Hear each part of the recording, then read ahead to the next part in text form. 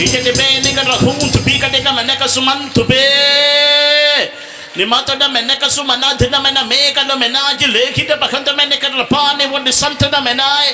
Hallelujah, hallelujah, hallelujah. పరిశుద్ధాత్ముడా మహిమతో దిగిరమ్ము పరిశుద్ధాత్మ దేవుడా పావురమలెరమ్ము పరిశుద్ధాత్ముడా మహిమతో దిగిరమ్ము అందరూ పాడాలి అందరూ అభిషేకం చేత నింపబడండి ఆమేన్ ఆమేన్ దిగిరమ్ము ప్రేమతో దిగిరమ్ము ప్రభువా దిగిరమ్ము శక్తిగా దిగిరమ్ము రమ్ము దిగిరమ్ము ప్రేమతో దిగిరమ్ము ప్రభువా దిగిరమ్ము శక్తిగా దిగిరమ్ము రమ్ము దిగిరమ్ము ప్రేమతో దిగిరమ్ము ఆమేన్ ఆమేన్ ఆమేన్ ఆమేన్ హల్లెలూయా హల్లెలూయా ఇతని మేనిగ రహం తుపిక నిక మెనక సుమన్ తుపే దబార ఖీత దబద కుండ మెనాయ్ దబార ఖీత దబద కుండ మెన మహందల జదక సఫరక నిసంత ద మెనాయ్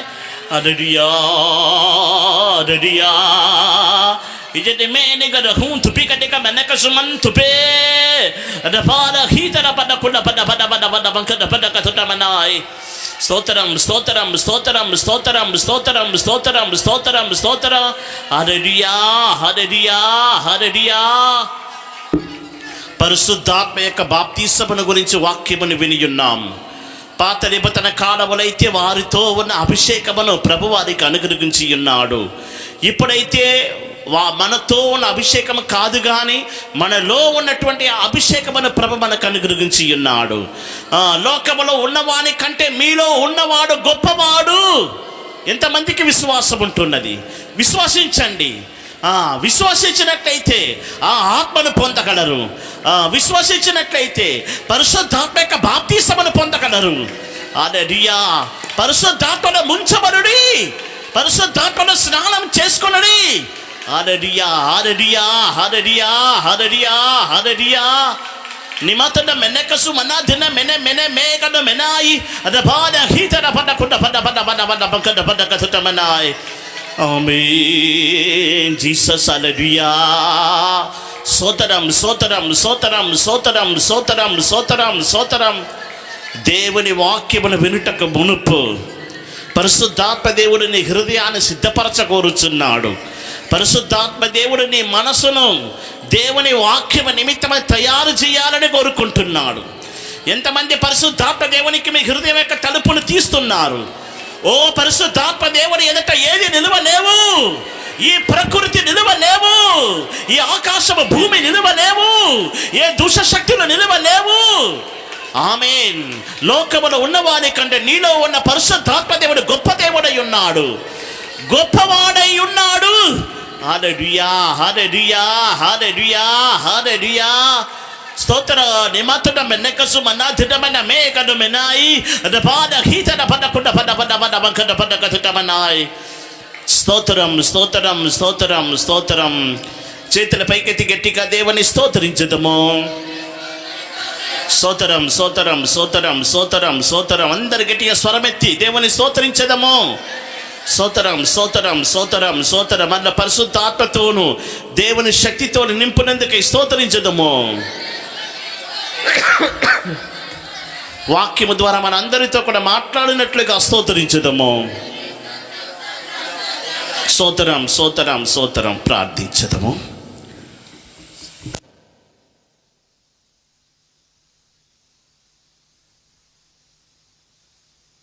స్తోత్రం స్తోత్రం స్తోత్రం. మహాపరిశుద్ధుడా జీవాధిపతి నీకు స్తోత్రం చెల్లిస్తున్నాం. గడిచిన కాలమంతా నీ కృపచేత కాపాడి ప్రభా మీరు మాకు అనుగ్రహించిన ఈ సువార్తిక కూటముల నిమిత్తమై నీకు స్తోత్రం చెల్లిస్తున్నాం. మీరు ఎంతైనా నమ్మదగిన దేవుడుగా, సహాయకుడుగా ప్రభా ఈ కూటాలు మీరు ఆశీర్వాదకరంగా నడిపిస్తున్న దయ కొరకై నీకు స్తోత్రం తండ్రి. ఇప్పుడైతే ప్రభా స్తోత్రం, మీ వాక్కులు వినుటకు కావాల్సినటువంటి చెవులను, హృదయమును, మనస్సాక్షిని శుద్ధీకరించగలిగిన మీ వాక్కులు మీరు మాకు ఇచ్చి బలపరచమని వేడుకొనిచున్నాం. మా అంతరంగములలో నూతన స్వభావం కలుగునట్లుగా పరిశుద్ధాత్మల మీ వాక్కుల ద్వారా మీరు మాతో మాట్లాడి ఆత్మ ద్వారా, కృప ద్వారా, వాక్యము ద్వారా మమ్మల్ని పరిపూర్ణలుగా మార్చి బలపరచమని వేడుకొనిచున్నాము తండ్రి. స్తోత్రం. నీ వాక్కులు వెలువడుచుండగా ఎవరి హృదయములు తండ్రి స్తోత్రం పెడచెవిని పెట్టగా ప్రభా స్తోత్రం, నీ అంతరంగములన్నింటినీ శుద్ధీకరించి శోధించగలిగిన మీ ఆత్మను ప్రభా వాక్యము ద్వారా అందరి హృదయంలో ప్రవేశపెట్టమని వేడుకొనిచున్నాము తండ్రి స్తోత్రం. ఈ కూటముల ద్వారా మీ నిత్య ఉద్దేశమును నెరవేర్చి నీ మహిమగల రాకడకు రాజ్యమునకు గుంపు జనులను సిద్ధపరచమని యేసు పరిశుద్ధ నామమున అడిగి వేడుకొనిచున్నాము తండ్రి.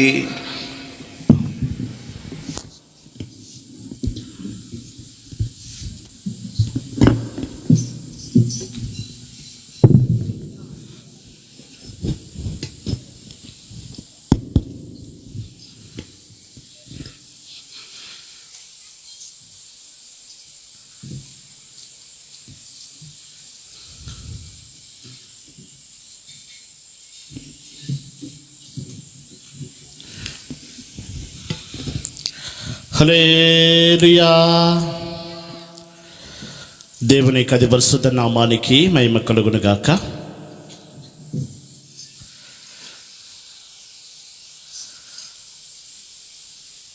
పరలోకమందున్న దేవుడు ఈ దినములలో మనల్ని ప్రేమించి సంఘమును ప్రేమించి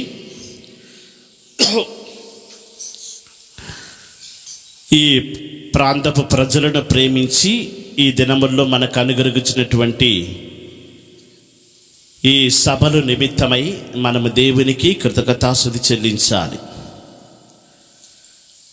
నేను దేశములో ఒక క్షామమును పుట్టించబోచున్నాను.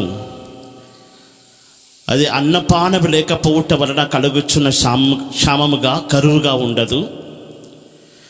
దేవుని వాక్యము దొరకని కరువు కాలం రాబోచున్నది. ఈ ప్రవచన గ్రంథములో ఈ ప్రవచన వాక్యము ఆమోసు గ్రంథములో రాయబడి ఉన్నది.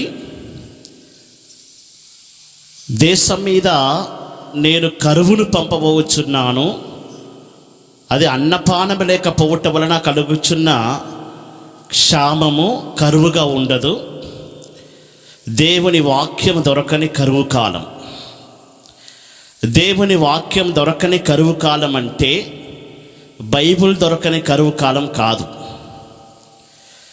దేవుని వాక్యమును యథార్థమైన రీతిగా దేవుని వాక్యములో ఉన్నటువంటి గూఢమైన మర్మములను సత్యములను ఉపదేశించే దైవ సేవకులు దొరకని కరువు కాలం రాబోతుంది. అది ఇప్పుడే వచ్చి ఉన్నది. అందువలన దేవుని బిడ్డలైన మనము దేవుడు మనకు ఉచితంగా ఇచ్చినటువంటి ఈ దినములను సద్వినియోగం చేసుకొని దేవుడు ఉచితముగా మనకు వాక్యమును ప్రకటించినప్పుడు వాక్యమును మనం వినాలి. వాక్యమును మన హృదయం మనసులో రాసిపెట్టుకోవాలి.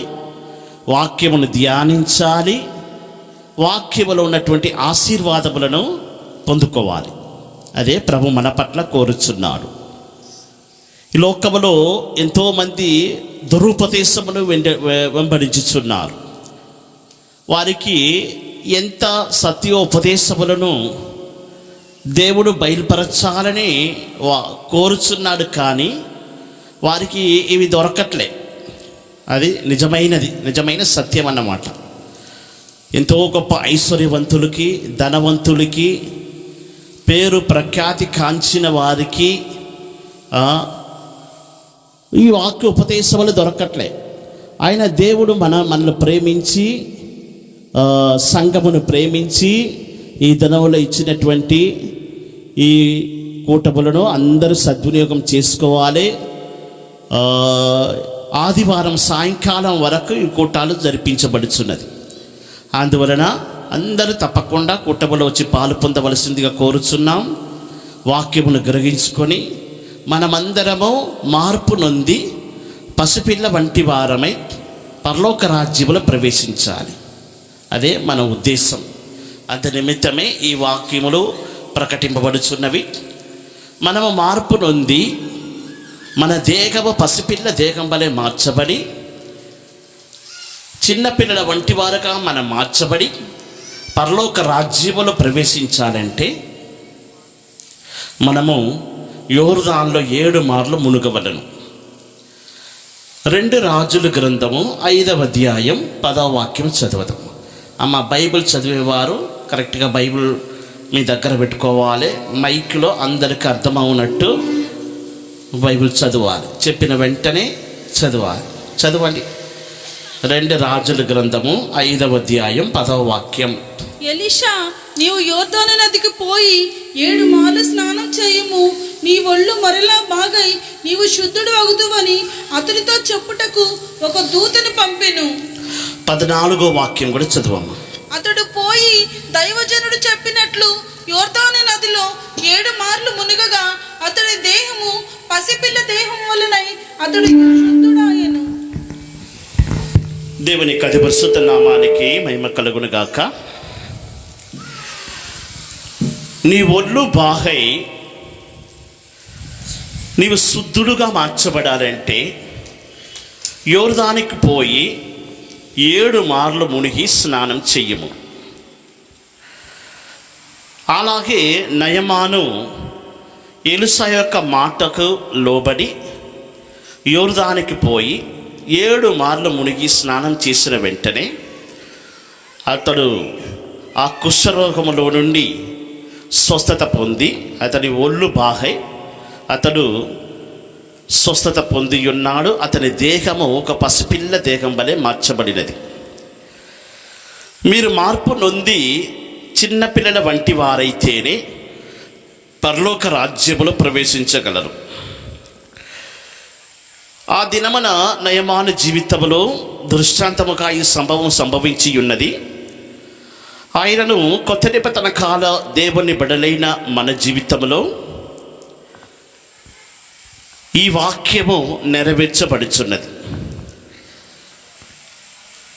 అంటే 7 మార్లు అతడు మునిగి పైకి లేచిన వెంటనే అతడి దేహము ఒక పసిపిల్ల దేహం వలె మార్చబడినది. మనము కూడా ఈ భూమి మీద పొందుకోవలసిన బాప్తిసములు అంటే మునుగుదల అనేది ఉంటున్నది. 7 సార్లు మనము మునుగవలను.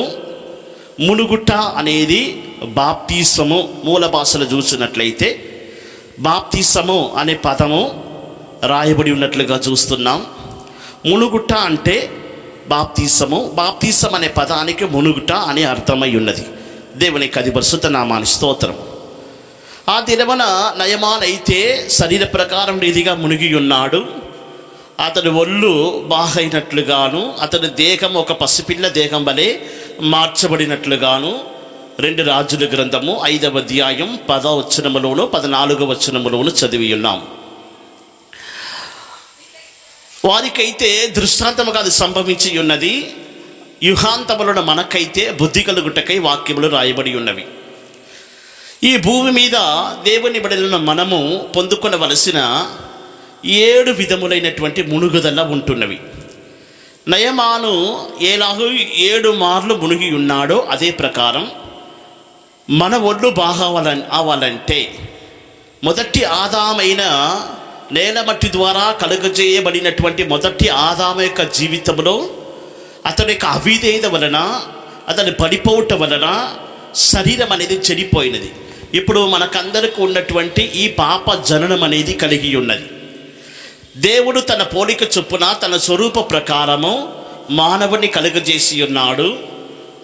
ఏదైనా తోటలో మనుషుని యొక్క అవిధేయత వలన మనుషుని యొక్క ఒళ్ళు చెడిపోయినది.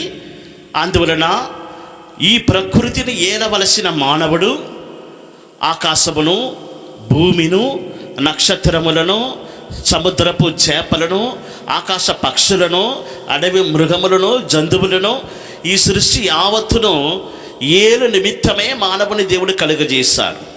ఆయన జరిగింది అతడు అవిధేయత చూపించినందువలన అతడు ఇప్పుడు చూసినట్లయితే మానవ కోటి ఈ ప్రకృతి వలన ఏడబడుచున్నది. దేవునికి అది పరిశుద్ధ నామాని స్తోత్రం. మరలా మానవుడు ఆ మొదటి స్థితికి రావాలి. మొదటి ఆదాము ఎలాగూ పాపము లేని స్థితిలో కలుగజేయబడ్డాడో అదే స్థితికి మరలా మానవుడు రావాలి అనే ఆ ఉద్దేశంతోనే పరిశుద్ధాత్మ దేవుడు ఈ భూమి మీద క్రియ చేస్తున్నాడు. అతని యొక్క ఒళ్ళు బాగైనందువలన అతని దేహము పసిపిల్ల దేహం వలె మార్చబడినది. మన జీవితంలో కూడా మన శరీరం అనే ఒళ్ళు బాగై మనము పసిపిల్ల వలె మారు మనసు పొంది మార్పు నొంది చిన్నపిల్లల వంటి వారైతేనే పరలోక రాజ్యములు ప్రవేశించగలరని యేసయ్య చెప్పిన ప్రకారం మన దేహం మార్చబడినట్లుగా మనము 7 విధములైన మునుగుదల అనేది పొందాలి మన జీవితంలో. దేవునికి అది పరిశుద్ధ నామాని స్తోత్రం.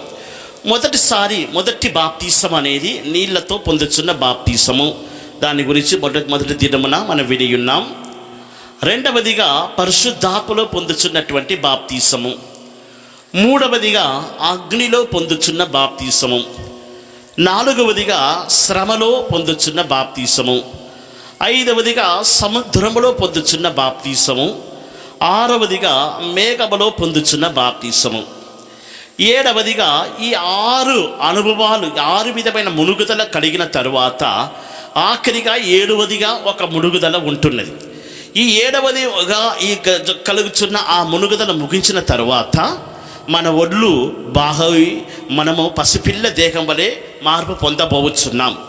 అందువలన ఈ 6 మునుగుదల ఈ భూమి మీద మన జీవించుచున్న కాలములో మన జీవితంలో నెరవేర్చబడాలి. దేవునికి స్తోత్రం. నీళ్లతో మన పొందుచున్న బాప్తీసమును గురించి మొదటి దినమున వాక్యములు తెలుసుకొని ఉన్నాం. పరిశుద్ధాత్మలో పొందుచున్న బాప్తీసము అనేది ఏమిటి అని మనము నిన్నటి దినమున కొన్ని కార్యములు తెలుసుకున్నాము. మత్తయి సువార్త 3వ అధ్యాయమునకు మన పరిశుద్ధ గ్రంథములు తెలుపునప్పుడు నేనైతే మీకు నీళ్లతో బాప్తీసం ఇచ్చుచున్నాను మారు మనసు నిమిత్తమై. మత్తయి సువార్త 3వ అధ్యాయం 11వ వాక్యం. మైక్లో చదవండి.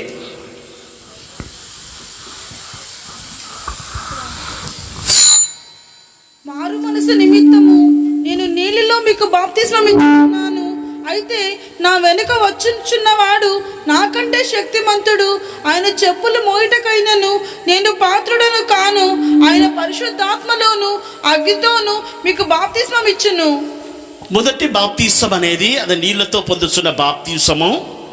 రెండవదిగా ఇక్కడ బాప్తీసం ఇచ్చిన యోహాన్ ఏమంటున్నాడంటే నేనైతే మారు మనసు నిమిత్తమై మీకు నీళ్లతో బాప్తీసం ఇచ్చుచున్నాను. నా వెంట వచ్చువాడు పరిశుద్ధాత్మతో మీకు బాప్తీసం ఇచ్చును. పరిశుద్ధాత్మలు పొందుచున్న బాప్తీసము అని అన్నప్పుడు ఎలాగో మనము నీటిలో పూర్తిగా మునుగుదల ఆ బాప్తీసం అనేది మునుగుదల అనేది కలిగి ఉన్నదో అదే ప్రకారం పరిశుద్ధాత్మలో మన పూర్తిగా మునుగాలి. మన నడునెత్తి మొదలుకొని మన పాదం వరకు అరకాల వరకు పరిశుద్ధాత్మలో పూర్తిగా మునిగి స్నానం చేయబడాలి. దీని గురించి నేటి దినము అనేక కార్యాలు మనం తెలుసుకొని ఉన్నాం. పాత నిబంధన కాలములైతే వారితో ఉన్నటువంటి ఒక అభిషేకమును దేవుడు వారికి అనుగ్రహించారు. ఆయన ఈ కొత్త నిబంధన కాలములైతే మనతో ఉన్న అభిషేకం కాదు కానీ మనలో ఉన్నటువంటి అభిషేకమును మనం పొందుతున్నాం. పాత నిబంధన కాలములో వారు పొందినటువంటి అభిషేకం అనేది అది అక్షర ప్రకారమైనదిగా కనబడుచుండెను. ఆయన ఈ కొత్త నిబంధన కాలములైతే ఆత్మ ద్వారా పరిశుద్ధాత్మ ద్వారా దేవుడు మనల్ని అందరినీ అభిషేకించుచున్నాడు.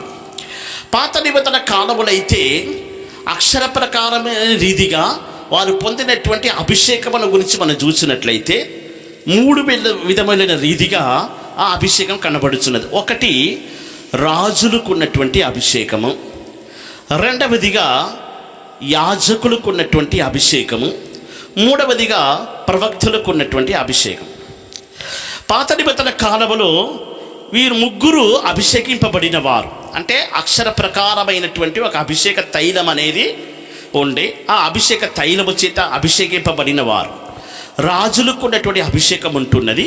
మొదటి సమూయేలు గ్రంథము 10వ అధ్యాయం మొదటి వాక్యం.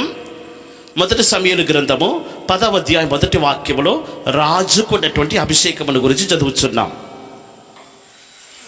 చదవండి. సమూయేలు తైలపు బుడ్డి పట్టుకొని సౌలు తల మీద తైలము పోసి అతన్ని ముద్దు పెట్టుకొని యెహోవా నిన్ను అభిషేకించి తన స్వాస్థ్యము మీద అధిపతిగా నియమించి ఉన్నాడు అని చెప్పి ఇలాగూ సెలవిచ్చాను. ఇది రాజులకు ఉన్నటువంటి అభిషేకం. మొదటి రాజుల గ్రంథము 19వ అధ్యాయం, మొదటి రాజుల గ్రంథము 19వ అధ్యాయం 16వ వాక్యం చదివినట్లయితే రాజుకు ఉన్నటువంటి ప్రవక్తకు ఉన్నటువంటి అభిషేకమును గురించి, యాజకునికి ఉన్నటువంటి అభిషేకమును గురించి చదువుతున్నాం. చదవండి. ఇశ్రాయేలు వారి మీద నింషి కుమారుడైన యెహూకు పట్టాభిషేకం చేయము. నీకు మారుగా ప్రవక్త అయ్యుండుటకు హోలావాడైన షాపాతు కుమారుడైన ఎలీషాకు అభిషేకము చేయుము. ప్రవక్తలకు ఉన్నటువంటి అభిషేకం ఉంటున్నది, యాజకులకు ఉన్నటువంటి అభిషేకం ఉంటున్నది, రాజులకు ఉన్నటువంటి అభిషేకం ఉంటున్నది. దేవునికి అది పరిశుద్ధ నామానికి స్తోత్రం. యాజకులు అభిషేకింపబడుచున్నారు. నిర్గమకాండము ఆఖరి అధ్యాయంలో చూసినట్లయితే ఈ యాజకత్వ సేవ నిమిత్తమై అభిషేకింపబడుచున్నారు. 15వ వచనం, 40వ అధ్యాయం 15వ వచనం. నిర్గమకాండము 40వ అధ్యాయం 15వ వాక్యం. ఇక్కడ యాజకులకు ఉన్నటువంటి అభిషేకమును గురించి చదువుతున్నాం. పాత నిబంధన కాలములో వారు ఈలాగు అక్షర ప్రకారం నిధిగా అభిషేకింపబడి ఉన్నారు. ఆయన ఈ కొత్త నిబంధన కాలములో అయితే ఆత్మ ద్వారా, పరిశుద్ధాత్మ ద్వారా మనం అభిషేకింపబడి పరిశుద్ధాత్మలో మనం ముంచబడుచున్నాం. ఈతలేనంత నది కనబడినట్లుగా ఈ పరిశుద్ధాత్మ యొక్క కాలములో సంగమును పరిశుద్ధాత్మ దేవుడు తన ఆత్మ అభిషేకము చేత అభిషేకించి మనలను పరిశుద్ధాత్మలో బాప్తీసం పొందినట్టు చేస్తున్నాడు. దేవునికి అది పరిశుద్ధ నామానికి స్తోత్రం. దీని గురించి చెప్పాలంటే ఒకడు ఆత్మ మూలముగా, నీటి మూలముగా జన్మిస్తేనే కానీ దేవుని రాజ్యములో ప్రవేశించలేడని మనం మొట్టమొదటిగా వాక్యములు చదివి ఉన్నాం. నీటి ద్వారా పొందుచున్న బాప్తీసము ద్వారా, అంటే మనం పొందుతున్న మొదటి బాప్తీసము ద్వారా ఒక జననం ఉంటున్నది. అదే ప్రకారం ఆత్మ ద్వారా జన్మించాలి. యోహాను సువార్త 3వ అధ్యాయంలో చదువుతున్నాం. 3వ వచనములో ఒకడు మరలా జన్మిస్తేనే కానీ దేవుని రాజ్యములో ప్రవేశించలేడు. ఆ జననములో చూసినట్లయితే నీటి ద్వారా జన్మించిన జననం ఉంటున్నది, ఆత్మ ద్వారా జన్మించిన జననం ఉంటున్నది. చదవండి 5వ వచనము.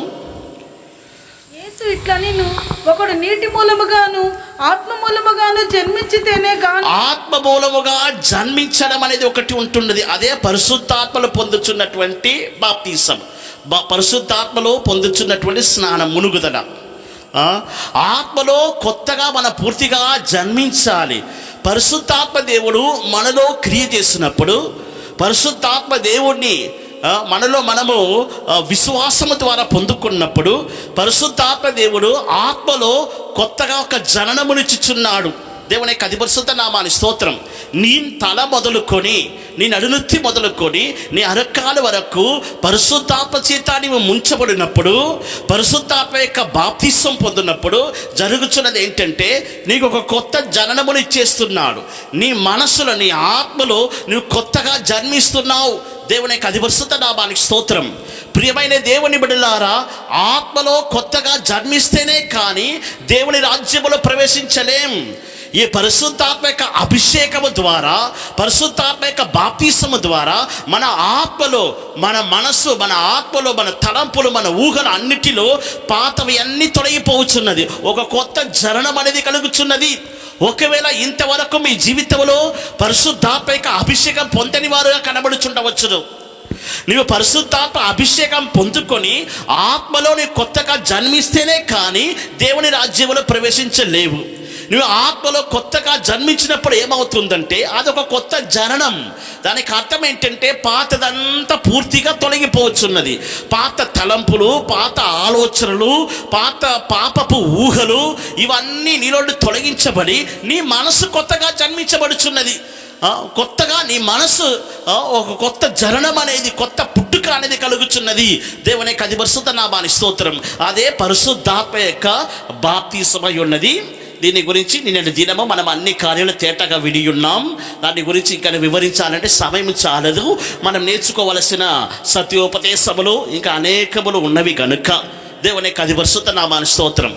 ఇక్కడ మనం చూసినట్లయితే మత్తయి సువార్త 3వ అధ్యాయము, మన పరిశుద్ధ గ్రంథమును మత్తయి సువార్త 3వ అధ్యాయం యొక్క ఆఖరి 11వ వచనం యొక్క ఆఖరి భాగములో ఆయన పరిశుద్ధాత్మతోను అగ్నితోనే మీకు బాప్తిసం ఇచ్చువాడు.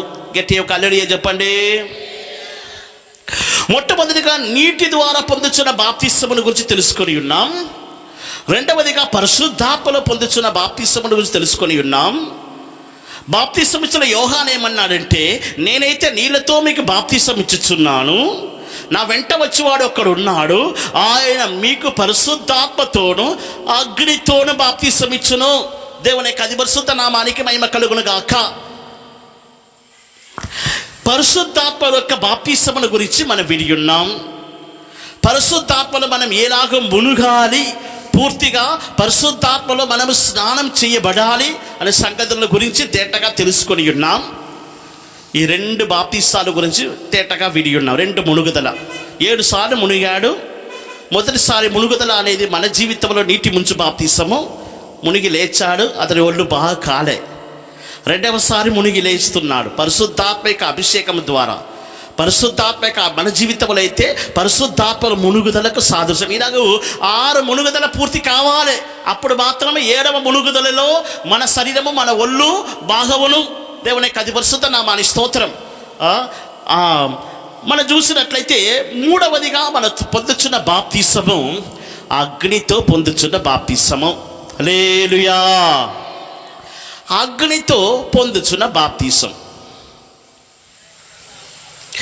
నీటిలో ఎలాగ మునుగుచున్నామో, నీటిలో పూర్తిగా మునుగునట్లయితే అది నీటి బాప్తిసము. పరిశుద్ధాత్మలో పూర్తిగా మునుగునట్లయితే పరిశుద్ధాత్మ యొక్క మునుగుదల, పరిశుద్ధాత్మ యొక్క బాప్తిసము. ఇప్పుడు అగ్నిలో బాప్తిసం అని అన్నట్లయితే ఇంకా అగ్నిలో మనం ఏం చేయాలి? పూర్తిగా మునుగాలి. దేవునికి స్తోత్రం. అగ్నిలో పూర్తిగా మునుగుతే మన స్థితి ఏమవుతుంది? అగ్నిలో మునుగుట అంటే అది ఏంటి? దానికి అర్థం, నిజమైన ఒక అర్థం ఏమిటి? అగ్నిలో మునుగుట అంటే అక్షర ప్రకారం అండి ఇదిగా మనము అగ్నిలో మునిగి బాప్తిసం తీసుకుంటామని అగ్నిలో దూకితే ఏమవుతుంది? మొత్తానికి కాలిపోతాం, మొత్తానికి భస్మం అవుతాం. వాక్యమును మనం సరైన రీతిగా అర్థం చేసుకోవాలి. మేము ఆత్మ సంబంధమైన వాటితో సరిచూచుచు ఆత్మ నేర్పు మాటలతో వాక్యమును ఉపదేశిస్తున్నాం. దేవుని యొక్క అతి పరిశుద్ధ నామానికి స్తోత్రం. పరిశుద్ధాత్మ దేవుడు మన కొరకు సిద్ధపరచినటువంటి ఆశీర్వాదములను మన కళ్ళు చూడలేవు, మన చెవికి వినబడలేదు, మనసుల యొక్క తలంపుల్లో ఆలోచనలు గోచరము కాలేదు. పరిశుద్ధాత్మ దేవుడు ఆయా కాలములలో బయలుపరచుచున్నటువంటి మాటలను ఆత్మ నేర్పు మాటలతో, ఆత్మ సంబంధమైన వాటిని మేము సరిచూచుచు ఆత్మ నేర్పు మాటలతో మేము వాక్యమును ఉపదేశిస్తున్నాం. 1 కొరింథీయులకు రాసిన పత్రిక 3వ అధ్యాయం 11వ వాక్యం నుండి చదవండి. 11, 12, 13 వచనములు. 1 కొరింథీయులకు రాసిన పత్రిక 2వ అధ్యాయం 11, 12, 13 వచనములు. ఒక మనుషుని యొక్క సంగతులు మనుష్యాత్మకే గాని, అతనిలో ఉన్నటువంటి మనుషుని యొక్క ఆత్మకే గాని మనుషులలో మరి ఎవరికి తెలియను. మనుషులు మరి ఎవరికి అది తెలియదు. అలాగే దేవుని సంగతులు దేవుని ఆత్మకే గాని మరి ఎవరికి తెలియవు. అది ఎవరికి తెలియవు. దేవుని వలన మనకు దయచేయబడిన వాటిని తెలుసుకొనుటకై మనము లౌకిక ఆత్మను కాక దేవుని యొద్ద నుండి వచ్చే ఆత్మను పొంది ఉన్నాము. మనము లౌకిక ఆత్మ కాక దేవుని యొద్ద నుండి వచ్చే ఆత్మనే పొంది ఉన్నాము. మనుషుని జ్ఞానము నేర్పు మాటతో కాక, మనుషుని యొక్క జ్ఞానము నేర్పు మాటలతో కాక ఆత్మ సంబంధమైన సంగతులను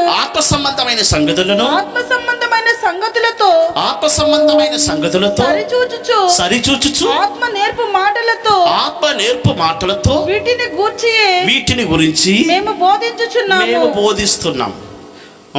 దేవుని ఆత్మ మనకు బయలుపరచిన ప్రకారం దేవుని సంబంధమైన వాటిని ఆత్మ నేర్పు మాటలతో ఆత్మ మాకు బోధించుచున్న ప్రకారము మేము మీకు సత్య ఉపదేశములను బోధిస్తున్నాం. ప్రియమైన దేవుని బిడ్డలారా, ఈ లోకములో మనము జీవించుచున్న కాలములో ఒకటే నీటి ముంచు బాప్తీసం మాత్రం తీసుకుంటే చాలు అనే ధృతి చెందరాదు. అతని ఒళ్ళు మొదటిసారి నీళ్ళ మునిగి లేచినప్పుడు ఒళ్ళు బాగా కాలే.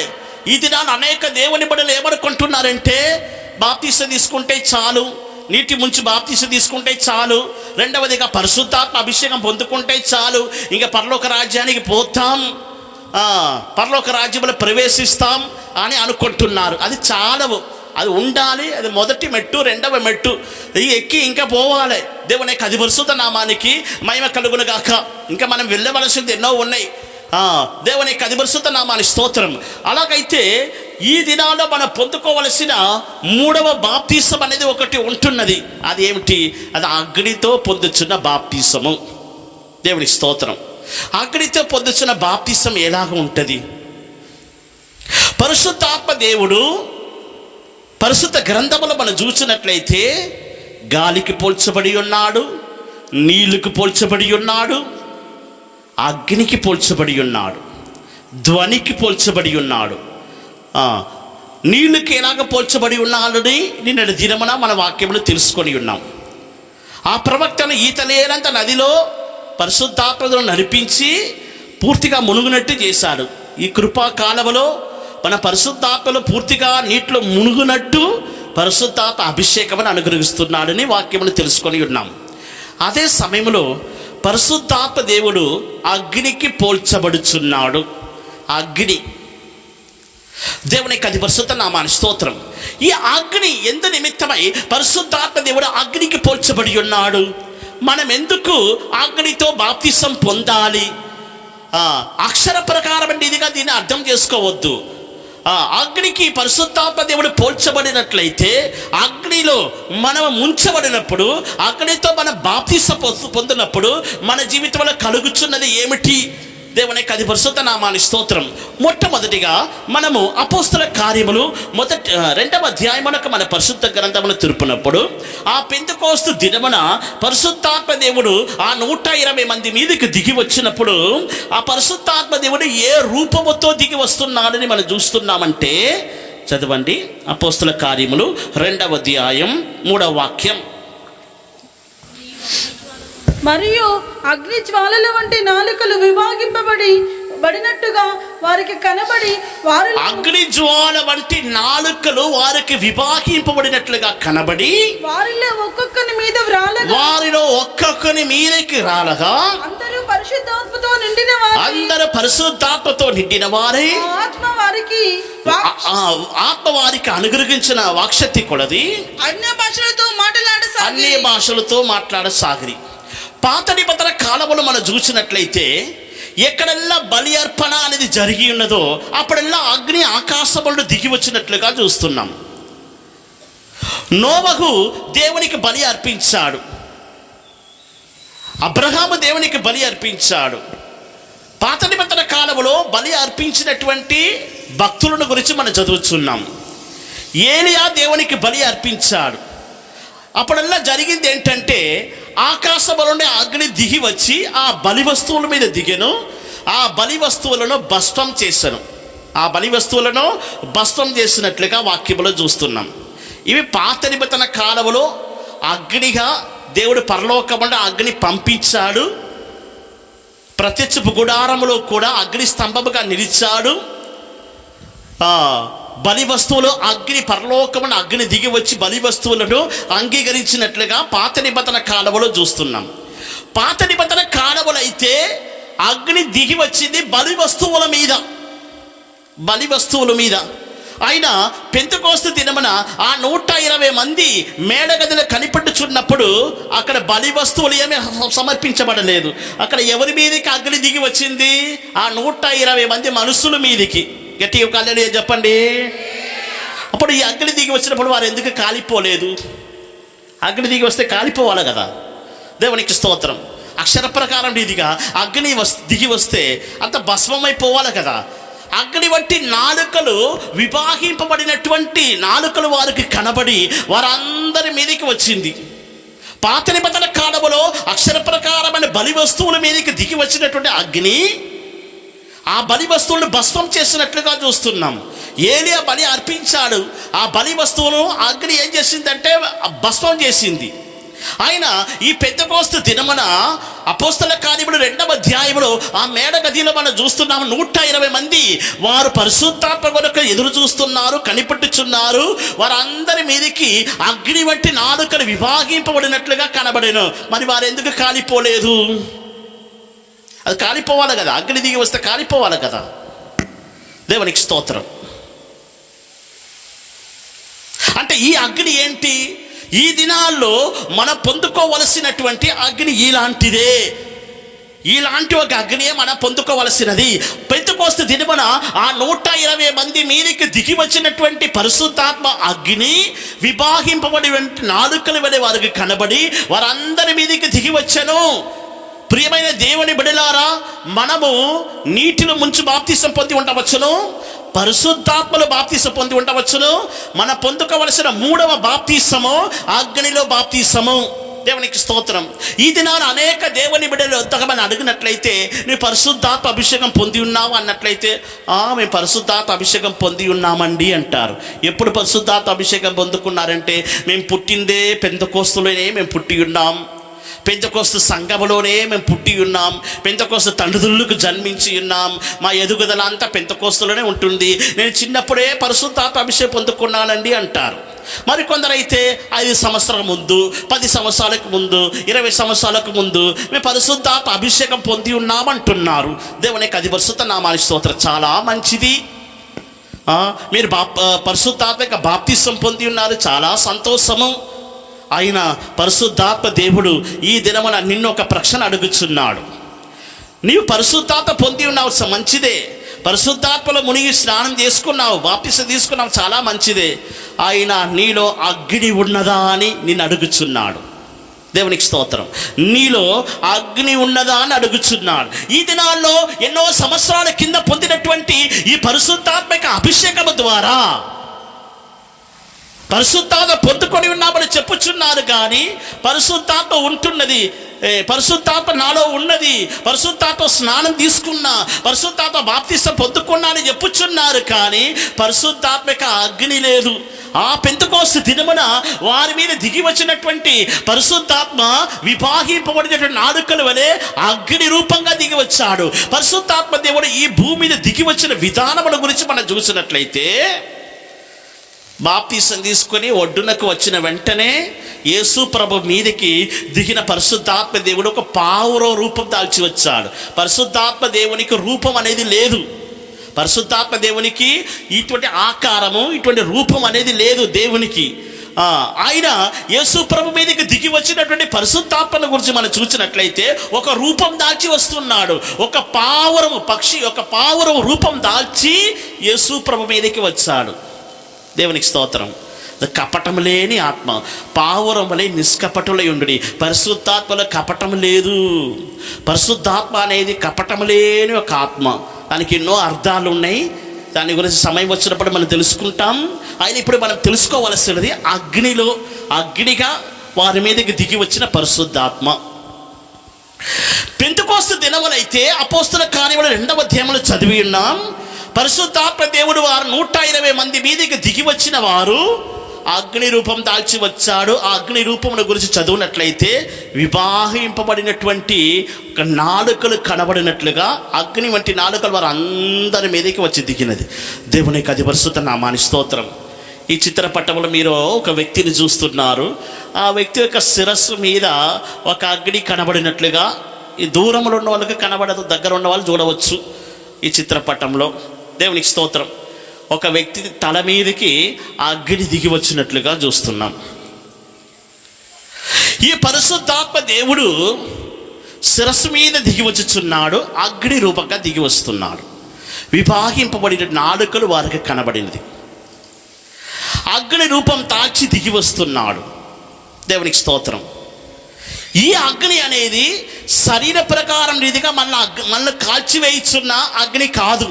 ఈ కొత్త నిబంధన కాలంలో పరిశుద్ధాత్మ దేవుడు అగ్ని రూపం దాల్చుకొని మన మీదికి వచ్చినప్పుడు ఇది అక్షర ప్రకారం నీదిగా అగ్నిగా కనబడలేదు. కానీ ఒకవేళ అక్షర ప్రకారమైన అగ్నిగా ఉంటే ఆ 120 మంది కాలిపోవలసిన వారే, భస్మమైపోయి ఉండేవారు.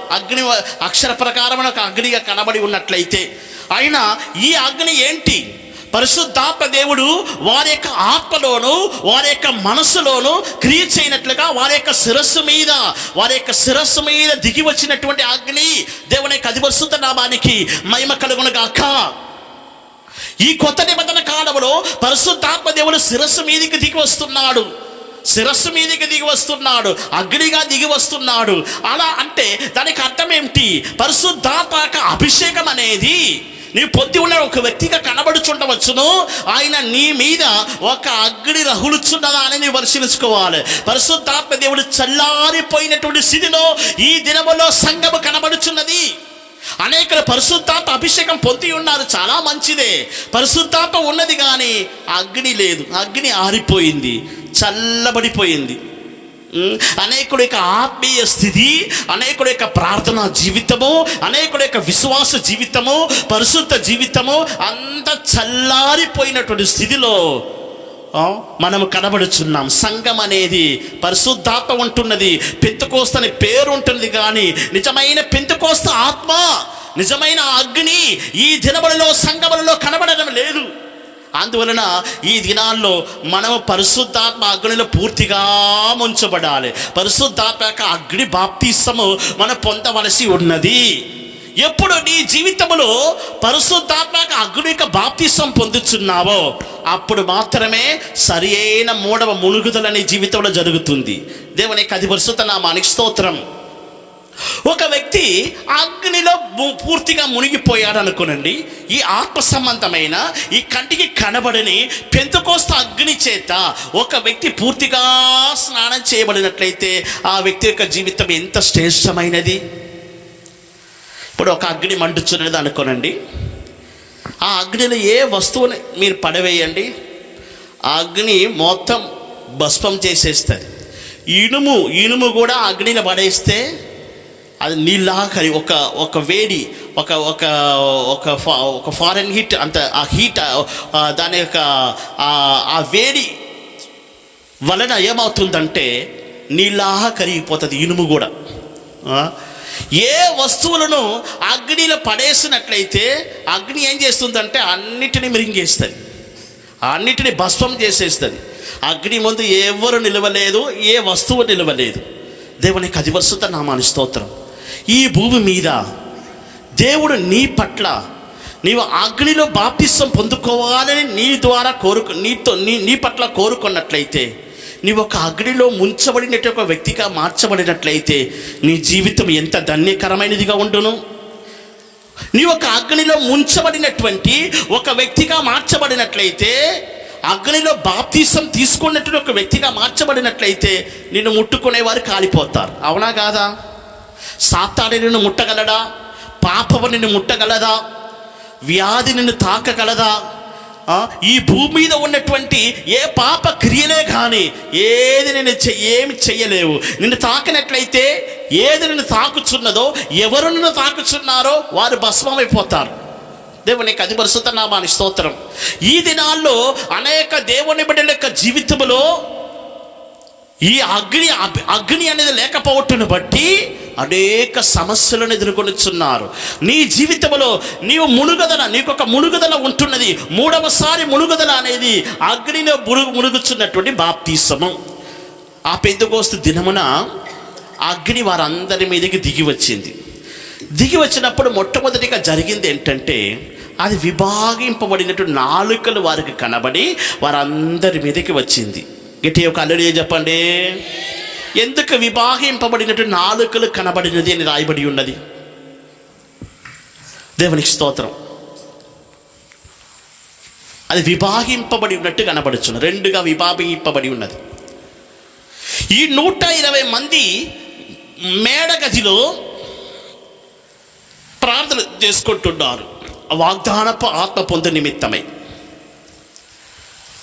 యూదులకు భయపడి వారు తలుపు వేసుకొని మేడగదిలో కనిపెట్టి ప్రార్థన చేస్తున్నారు. యేసుప్రభుని గురించి, యేసుప్రభు యొక్క పునరుద్ధానమును గురించి ప్రకటించకూడదని యూదులు వారిని బెదిరించినందువలన వారు ఏం చేశారంటే మేడగదిలో తలుపు వేసుకొని ప్రార్థన చేసుకుంటున్నారు. దేవునికి స్తోత్రం. అకస్మాత్తుగా ఆ గదిలో ఒక ధ్వని పుట్టెను. పరిశుద్ధాత్మ దేవుడు శక్తివంతంగా వారందరి మీదకి దిగి వచ్చినప్పుడు వివాహింపబడినటువంటి నాలుకల వలె వారికి కనబడుచున్నారు. అప్పుడు దేవుడు వారందరికి వాక్శక్తి అనుగ్రహించిన కొలది వారందరూ అన్య భాషలు మాట్లాడసాగిరి. దేవుని యొక్క పరిశుద్ధ నామానికి స్తోత్రం. దానికి అర్థం ఏంటి? మొట్టమొదటిగా పరిశుద్ధాత్మ దేవుడు వివాహింపబడినటువంటి నాలుకల వలె కనబడుచున్నారని వాక్యములు చూస్తున్నాం. యాకోబు రాసిన పత్రిక 3వ అధ్యాయమునకు మన పరిశుద్ధ గ్రంథమును తిరుపునప్పుడు నాలుక అగ్ని అని యాకోబు తన పత్రికలో రాస్తున్నాడు. 3వ అధ్యాయం 6వ వచనం. యాకోబు రాసిన పత్రిక 3వ అధ్యాయం 6వ వచనం. నాలుక అగ్నియే. ఒక మనుషుని యొక్క నాలుకలోనే పరిశుద్ధాత్మ దేవుడు మొట్టమొదటిగా క్రియ చేస్తున్నాడు. అది విభాగింపబడినటువంటి నాలుకలు, విభాగింపబడినటువంటి నాలుకలు రాయబడి ఉన్నది. అంటే పరిశుద్ధాత్మ దేవుడు వారి మీదకి రాక మునుపు, ఆ అగ్ని వంటి నాలుకలు వారి మీదకి రాక మునుపు వారు మాట్లాడేవారు. ఎలాగ మాట్లాడిన వారు? అధైర్యమైన మాటలు, అవిశ్వాసమైన మాటలు, యూదులకు భయపడే మాటలు, ఇవన్నిటినీ మాట్లాడి ఉన్నారు. భయపడి తలుపు వేసుకొని ప్రార్థన చేసుకుంటున్నారు మేడగదిలో. దేవునికి స్తోత్రం. ఈ విభాగింపబడినటువంటి నాలుకలు వారందరి మీదకి అగ్ని వంటి నాలుకలు దిగి వచ్చిన వెంటనే పేతురు లేచి నిలబడి ప్రసంగం చేస్తున్నాడు. ఒక్క ప్రసంగంలోనే 3000 మంది రక్షింపబడిరి. హల్లెలూయా. ఒక్క ప్రసంగంలో 3000 మంది రక్షింపబడి ఉన్నారంటే పేతురు యొక్క ప్రసంగం ఎంత శక్తివంతమైనదిగా ఉండే. ఒక్క ప్రసంగంలో 3000 మంది రక్షింపబడి ఉన్నారంటే ఎంత శక్తివంతమైన ప్రసంగం పేతురు చేసి ఉన్నాడు. పేతురు యొక్క నాలుక ఏమైంది? యేసు ప్రభువే నాకు తెలియదని చెప్పి బొంకినటువంటి ఆ పేతురు ఈ దినమున అదే యేసయ్యాన్ని ప్రకటిస్తున్నాడు. ఒక ప్రసంగంలో 3000 మంది రక్షింపబడుచున్నారు. దేవునికి స్తోత్రం. క్లుప్తంగా ఒకే మాటలో చెప్పాలంటే పాత మాటలలో నుండి, బలహీనమైన మాటల్లో నుండి, అధైర్యమైన మాటల్లో నుండి, అవిశ్వాసమైన మాటల్లో నుండి, యూదులకు భయపడే మాటల్లో నుండి వారి నాలుక విభాగింపబడి ఇప్పుడు అగ్ని వంటి నాలుకలు వారికి కలిగెను. అగ్ని వంటి నాలుకలు వారికి కలిగాను. ధైర్యమైన మాటలు ప్రసంగించే నాలుక వారు 120 మందికి కలిగాను. అందువలన పేదరు నిలబడి ప్రసంగం చేస్తున్నాడు. ఒక ప్రసంగం వల్ల 3000 మంది రక్షింపబడిరి. దేవుని యొక్క పరిశుద్ధ నామానికి స్తోత్రం. పరిశుద్ధాత్మ దేవుడు పాత వాటిలో నుండి, ఆ బలహీనమైన మాటల్లో నుండి, బలహీనమైన మాటలు మాట్లాడినటువంటి నాలుకలో నుండి, అధైర్యమైన మాటలు మాట్లాడే నాలుకలో నుండి, అవిశ్వాసమైన మాటలు మాట్లాడిన నాలుకల్లో నుండి వారి నాలుకను విభాగించేశారు. అందుకే ఆ అగ్ని విభాగింపబడినట్లుగా వారికి కనబడినది.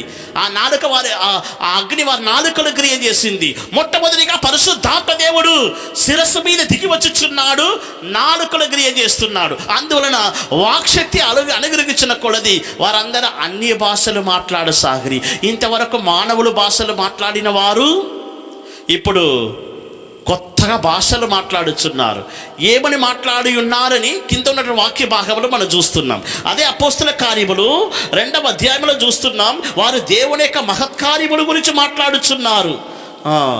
దేవుడు చేసినటువంటి మహత్కార్యముల గురించి మాట్లాడుచున్నారు. 11వ వచనం, అపోస్తుల కార్యములు 2వ అధ్యాయం 11వ వాక్యం. అరబీయులు మొదలైన మనమందరము వీరు మన భాషలతో దేవుని గొప్ప కార్యములు వివరించుట, దేవుని యొక్క గొప్ప కార్యములు వివరించుచున్నారు. నాలుక అగ్నిగా మార్చబడుచున్నది. దేవుని యొక్క పరిశుద్ధ నామానికి స్తోత్రం. పరిశుద్ధాత్మ దేవుడు మన నాలుకను అగ్నిగా మార్చగోరుచున్నాడు. మన శిరస్సు మీదకి విభాగింపబడినటువంటి నాలుకల వలె దిగిరావాలని కోరుకుంటున్నారు. ఆ అగ్ని మొట్టమొదటిగా ఎక్కడ క్రియ చేస్తుందంటే నీ నాలుకలో క్రియ చేయాలి. ఈ దినములలో నీ మాట ఎలాగ ఉంటున్నది? నీ మాట్లాడుచున్న మాటలో అగ్ని ఉంటున్నదా? కొత్తగా పరిశుద్ధాత్మ పొందినటువంటి ఒక భక్తుడు తన పుస్తకంలో ఇలాగ రాస్తున్నాడు. ఏమని రాస్తున్నాడంటే, నేను పరిశుద్ధాత్మ అభిషేకం పొందిన దినమున, ఆ అగ్ని అభిషేకం పొందిన దినమున నా నాలుక నా నోట్లో నుండి బయటకు వచ్చినట్లుగా నేను అంతగా అన్ని భాషలు మాట్లాడుతుని. నా నాలుక అగ్నిగా మార్చబడినది. నేను మాట్లాడుచున్న భాషల వలన నా నాలుక నా నోటి నుండి బయటకు వచ్చినట్టు అయింది అంటున్నాడు. తన పుస్తకంలో పరిశుద్ధాత్మక అగ్ని అభిషేకమును గురించి ఇలాగ రాస్తున్నాడు. ఈ దినాల్లో పరిశుద్ధాత్మ పొందిన దేవుని బిడ్డలారా, మీరు పరిశుద్ధాత్మ పొంది ఉన్నారు, మంచిదే. మీరు అగ్ని ఉంటున్నదా? మీ నాలుకలో అగ్ని క్రియ చేస్తుందా? మీ అన్ని భాషలు ఎలాగ ఉంటున్నది? పరిశుద్ధాత్మ దేవుడు నీ నాలుకలు క్రియ చేసినప్పుడు కొత్త అన్ని భాషలు వస్తాయి. నానా భాషలు మాట్లాడే వరం దొరుకుతాయి. దేవునికి స్తోత్రం. నీవు దేవుడితో కూడా మాట్లాడుచున్నావు. అన్ని భాషల గురించి వివరించాలంటే ఎన్నో కార్యములు ఉన్నవి. నేను క్లుప్తంగా చెప్పుచున్నాను. నాలుకలో పరిశుద్ధాత్మ దేవుడు క్రియ చేసినప్పుడు మన పాత స్థితి మార్చివేయబడుచున్నది. ఒకవేళ నీ జీవితంలో ఇంతవరకు ఒక పాత మాటలు, బలహీనమైనటువంటి మాటలు, అపవిత్రమైన మాటలు, అవిశ్వాసమైన మాటలు పలికి ఉండవచ్చును. ఎప్పుడు నీవు అగ్ని అభిషేకం పొందుచున్నావో, అగ్నిలో ముంచబడుచున్నావో, అగ్ని బాప్తిసం పొందుకొనుచున్నావో, అప్పుడు నీ మాటలు మార్చివేయబడుచున్నది. నీ నాలుక విభాగింపబడుచున్నది. నీ మాటలు మాట్లాడినట్లయితే, అన్ని భాషలు మాట్లాడినట్లయితే, పరిశుద్ధాత్మ పొందినటువంటి ఒక వ్యక్తి ఏమని చెప్పి సాక్ష్యమిస్తున్నాడంటే, నేను మనుషులతో మాట్లాడడం కంటే దేవునితో కూడా ఎల్లప్పుడూ అన్ని భాషలు మాట్లాడుతూ ఉండాలని నాకు అనిపిస్తుంది అని సాక్ష్యం ఇచ్చాడు. దేవునికి స్తోత్రం. మనుషులతో మనం మాట్లాడుతాం, ఏదేదో మాట్లాడుతాం, అవసరం లేని మాటలు మాట్లాడుతాం, మనకు ప్రయోజనం లేని మాటలు మాట్లాడుతాం. కొందరు గంటల కొలది మాట్లాడుతారు, కొందరు